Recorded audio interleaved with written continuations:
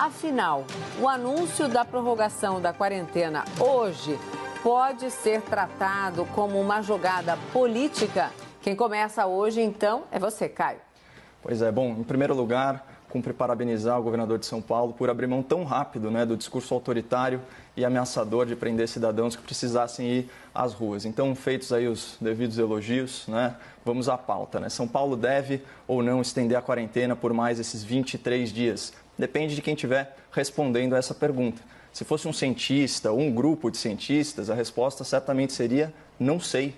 23 dias é um espaço muito grande de tempo para uma certeza tão absoluta. E a verdadeira ciência, ela não se prenderia ao calendário, mas às evidências científicas apuradas diariamente, ou no mínimo semanalmente. O mais provável é que essa seja uma decisão essencialmente política, corrobora para esse entendimento justamente o que você trouxe, Mona Lisa, o timing do anúncio, no dia da posse do novo ministro da Saúde. A propósito, esse novo ministro, o Dr. Nelson Teich, ele parece ter uma visão mais abrangente do problema a julgar pelo seu primeiro pronunciamento. O ministro disse que é um erro polarizar a saúde com a economia. E eu, como cidadão, me sinto infinitamente mais seguro, sabendo que na chefia do ministério tem um profissional da área da saúde que entende que a pandemia vai causar mortes tanto pelo contágio quanto pelo empobrecimento da população e do país. Mas, ao contrário do que prega, do que deseja nosso novo ministro, essa pandemia está sendo polarizada e politizada. Está cada vez mais claro para o grande público que houve uma união de forças para desgastar o governo federal por motivos diversos em múltiplas frentes. Então,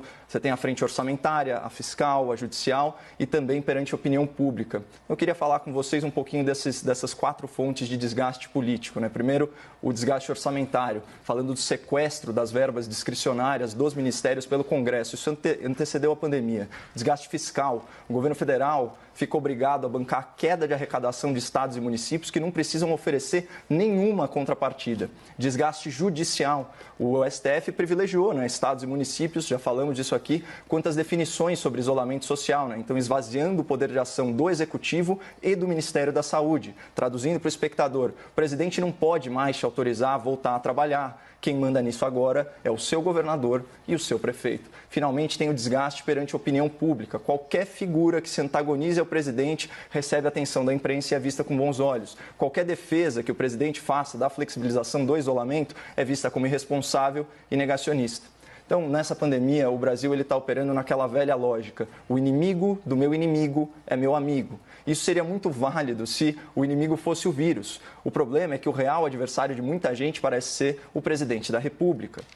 Então, isso nos proporcionou alguns momentos atípicos aí na política nacional. Então, eu digo que eu vivi para ver a esquerda endossar o João Dória. Eu vivi para ver o governador e o ex-presidente corrupto unidos pela rede social, trocando afagos. Eu vivi para ver um ministro da Saúde dizer que o Estado brasileiro deveria, abre aspas, dialogar com a milícia sem gerar um pio na imprensa. Eu vivi para ver o Partido dos Trabalhadores aplaudir um ministro mediano, que num passado recente, quando era deputado, comparou votar no PT com consumir drogas pesadas. Quem quiser acreditar que o Centrão, a esquerda, o STF, a ala militante da imprensa estão unidos contra a pandemia e a favor do Brasil, fique à vontade. Mas, diante das evidências, eu vejo muito mais política e oportunismo do que fraternidade e ciência. Então, eu acho que esse foi o tom da decisão hoje em São Paulo. Suas primeiras impressões, Augusto? Primeiro, boa noite a todas e todos. E eu poucas vezes vi um discurso que defende a não politização de um tema tão político como o que eu acabei de ouvir. Primeiro, a pandemia não tem timing. A pandemia ela é combatida, ela é tratada de acordo com os fatos que acontecem no dia a dia. É uma pandemia, eu já disse aqui diversas vezes, dinâmica. O que há segurança para dizer é que os hospitais da cidade de São Paulo, por exemplo, estão a cada dia mais lotando. Só na Zona Leste há 3 hospitais sem leitos na UTI.